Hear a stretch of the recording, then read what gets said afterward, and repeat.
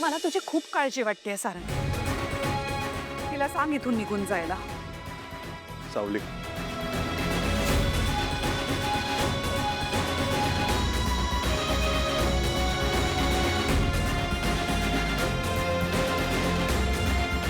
मला आधीच खूप भीती वाटते आणि हे असं घडतंय. हा अशुभ संकेत आहे. आई काळजी नको करूया. ताट पडलंय पण दिवा विझलेला नाहीये.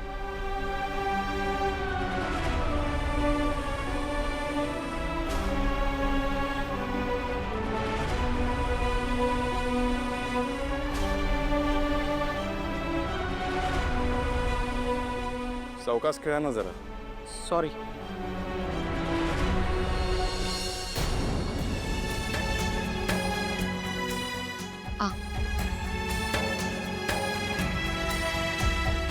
नीट जा हा.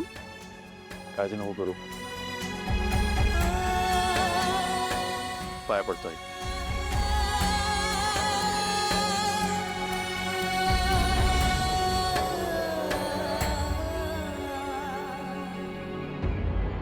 तुझ्या सौभाग्यावर संकट येऊ पाहते.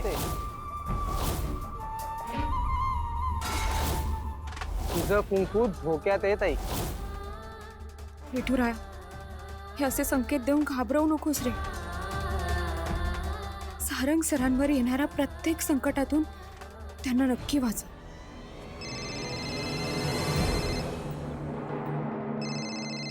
वहिनी. हा वहिनी. हॅलो सावली, आपल्या घराजवळ ना जोशी चौक आहे, तिकडे एक गाडी येईल तुला घ्यायला आणि तीच तुला माघारीही सोडेल. थँक्यू वहिनी, तुम्ही खूप करता माझ्यासाठी. चल ग, बाय. ठेवते.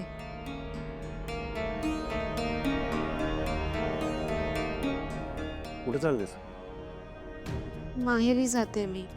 चल पुढेपर्यंत ड्रॉप करतो. सारंग सर, काय झालं? तुम्ही टीका का काढलात? अगं मीटिंगला चाललोय ना म्हणून काढला. ऐका ना सारंग सर, तुम्ही जायच्या आधी हा नारळ फोडाल का? का? मी तुम्हाला काल बोलले होते ना, मला खूप भीती वाटते. हे बघ सावली, या सगळ्या गोष्टी मला तर पटत नाही, पण तुझ्या मनातली भीती जर जाणार असेल तर आपण करूया. नाहीतर मागे मागे मीटिंग पर्यंत पोहोचशील तू.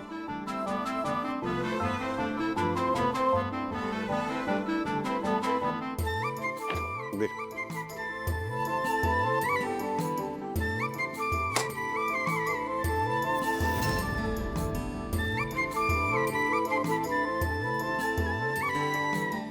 बस आता.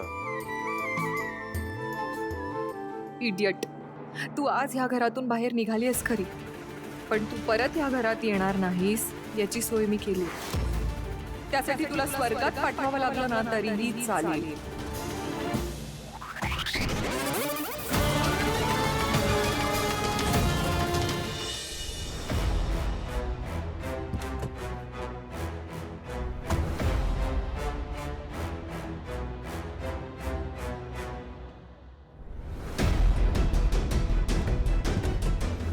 धन्यवाद दादा.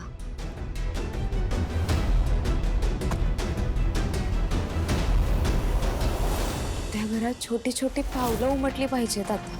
तिरोत्तमा मॅडम बाळाच्या रडण्याचा आवाज ऐकायला आसुसलेले आहेत. त्या जगन्नाथने पूर्ण सोय केली आहे या घरात पाळणा हलावा म्हणून, पण मी या मूर्ख मुलीचं व्रत पूर्ण होऊच देणार नाही.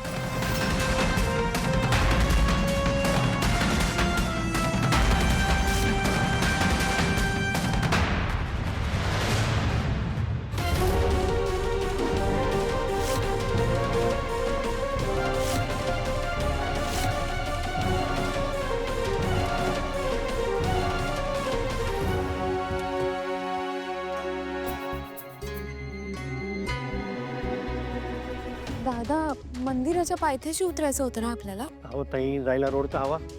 एक तर खूप जुनं मंदिर आहे, इथूनच जावं लागेल तुम्हाला.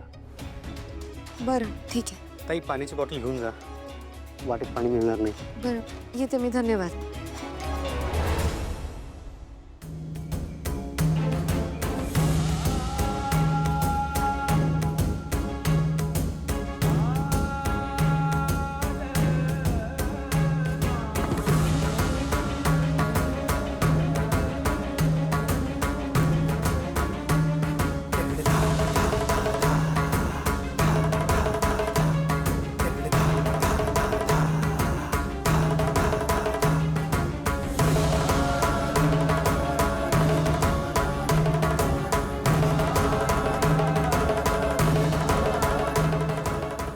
महाशिवरात्र जवळ येते, पण येणारी महाशिवरात्र काहीतरी संकेत दर्शवते बघ.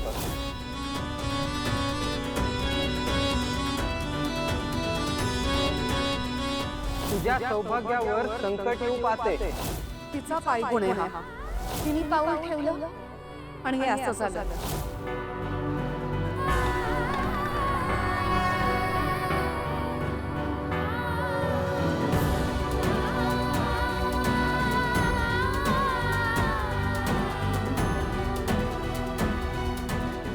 हे व्रत खूप अवघड आहे. सूर्यास्ताच्या आधी महादेवाला अभिषेक करावा लागतो आणि सगळ्यात महत्वाचं, कुठेही थांबायचं नाही.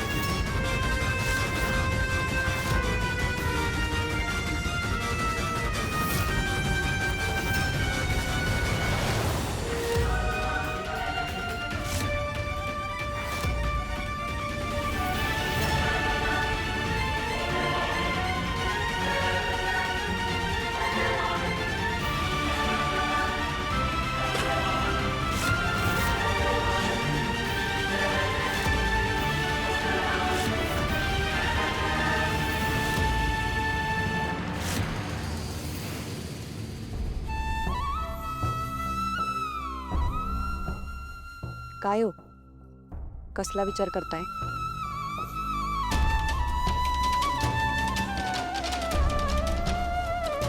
सानिकाची आठवण आणि सावलीचा विचार, या पलीकडे आयुष्यात काही आहे का आपल्या? हो, आणि महाशिवरात्र येते, त्यामुळे सानिकाचा विचार आल्याशिवाय कसं राहील. अगदी खरंय. मी ती होती तेव्हा, बाबा उपास कसा करायचा असतो, उपासाला काय काय लागतं मला सांगा, मी त्याची यादी करते, आणि सगळं घेऊन यायचे आणि उपास करायचे. उपास झेपायचा तर नाही, पण महादेवाचं भक्तिपोटी करायची सगळं. इथे तर आठवतं ना, अंगात ताप भरला होता. मी तिला वारंवार सांगत होतो, तूही समजत होती की नको करू, एक शिवरात्र चुकल्याने काय मोठं, पण नाही, ती केलाच तो उपास. हट्टी होती अगदी. सावली सुद्धा अगदी तशीच आहे ना हो. हो. तिलाही आता हे महाकठीण व्रत पार पाडायचंय. सावली सोबत आता आपण असायला हवं ना. काय आहे ना, काळ खूप कठीण आहे. भल्या भल्यांना घाम फुटेल असा आहे. त्यातून एखाद्याला मृत्यूच्या दारात न परत आणायचं म्हणजे त्यासाठी कठीण परिश्रम आहेत. कसं आहे ना, ज्याचे त्याचे भोग ज्याला त्याला भोगावेच लागतात. सावलीची काळजी आहेच मलाही, पण तिचा सावळा विठ्ठल तिच्या पाठीशी उभा आहे. देवांचे देव महादेव मला नाही वाटत तिची सोबत सोडते. देवा, माझ्या लेकराची काळजी घ्या.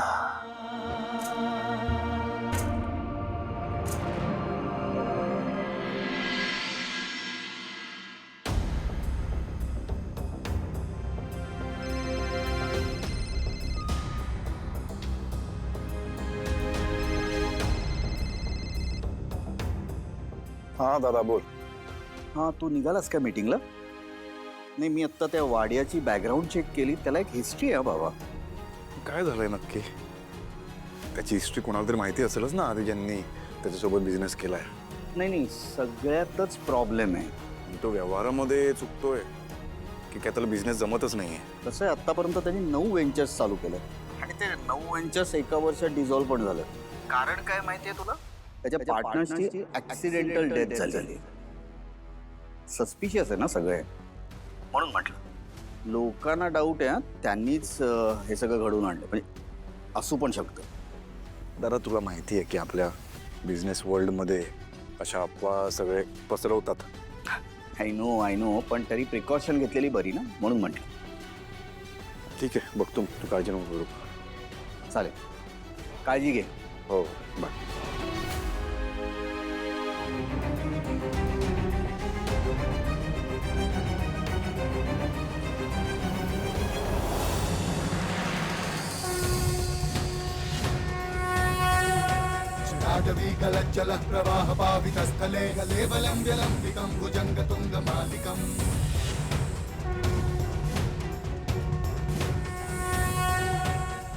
सारंग सर, तुम्ही बाहेरगावी नका ना जाऊ.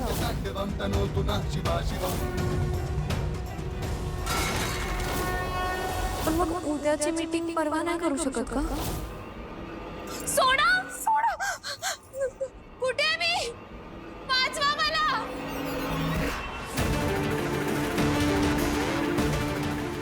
कोण आहे?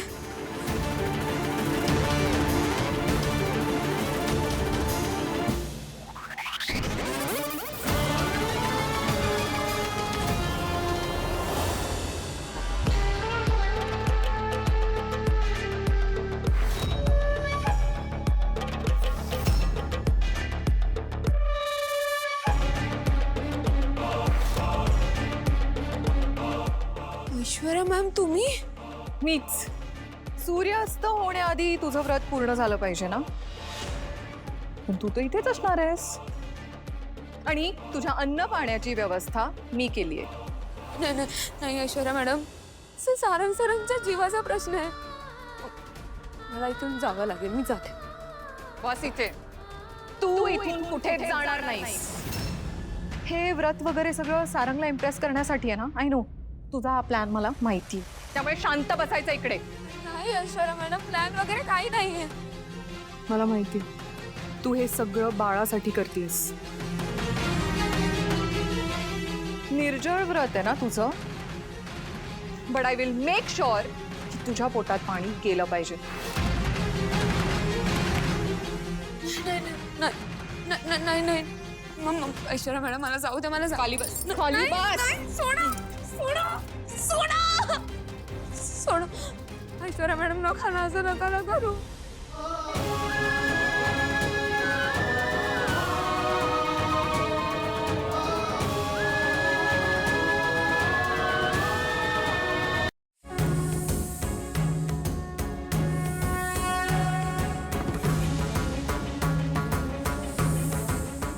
हर हर महादेव. महादेव, तू सर्व शक्तिमान आहेस. तू कुठल्या रूपात कोणाला दर्शन देशील हे कोणालाच माहिती नाही. आज या सर्पराजाच्या रूपात तुम्हाला आशीर्वाद देतोयस असंच वाटतं. असाच माझ्या पाठीशी राहा.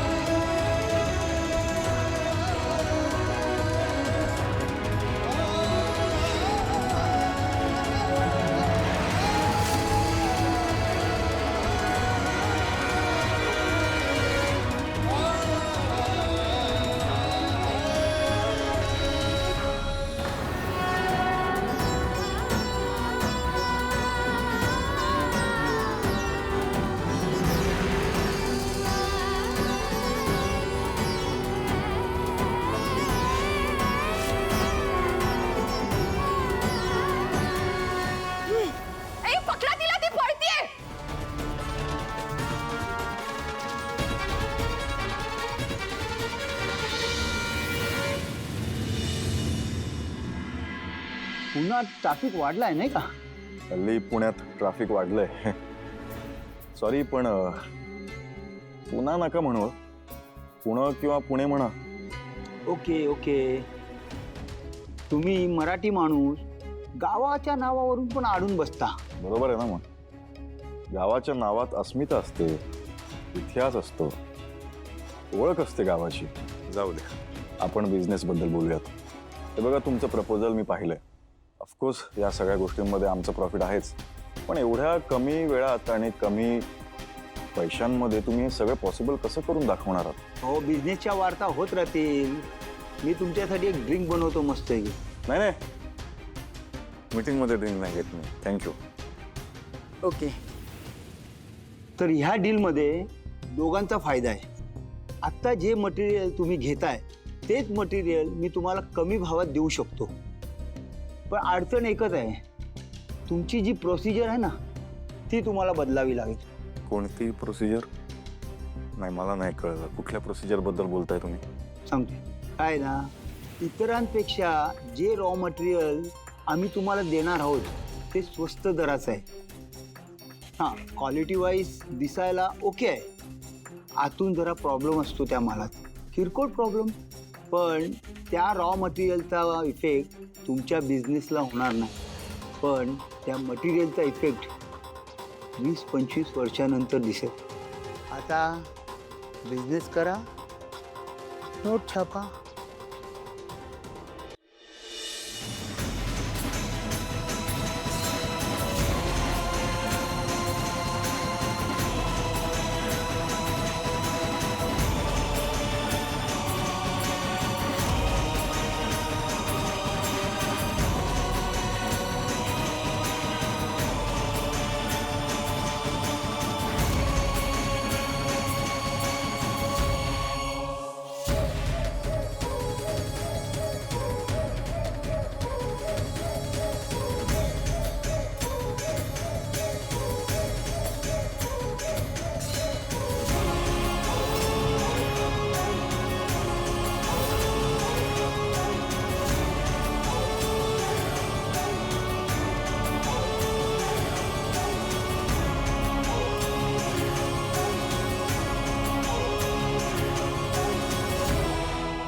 आम्हाला नाही जमणार असा बिझनेस.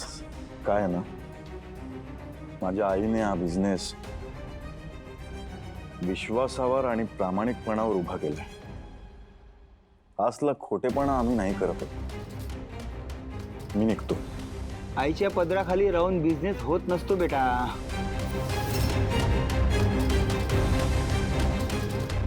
वाडिया शेठ, मला वाटतं तुम्ही अजून मराठी स्त्रीला ओळखलेलं नाहीये. मराठी स्त्री तोच पदर कमरेला खोचून जेव्हा उभी राहते ना, तेव्हा भल्या भल्यांवर भारी पडते. जाऊ दे, तुम्हाला नाही समजणार. तुम्ही आयुष्यभर पुन्हाच म्हणा.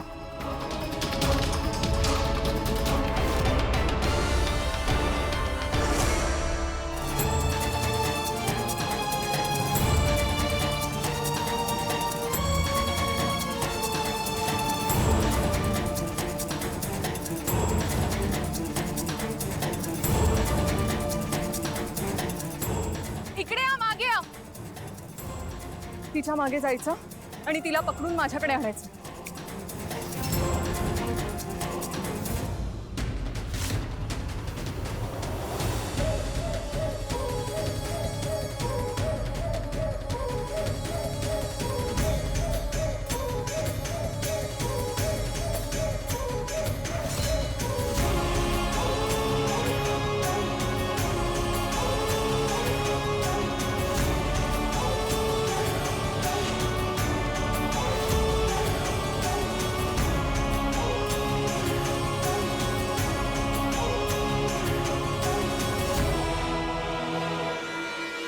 तुझ्या सौभाग्यावर संकट येऊ पाहते. तुझं कुंकू धोक्यात येत आहे. काही झालं तरी सूर्यास्ताच्या आधी मला मंदिराजवळ पोचायलाच पाहिजे.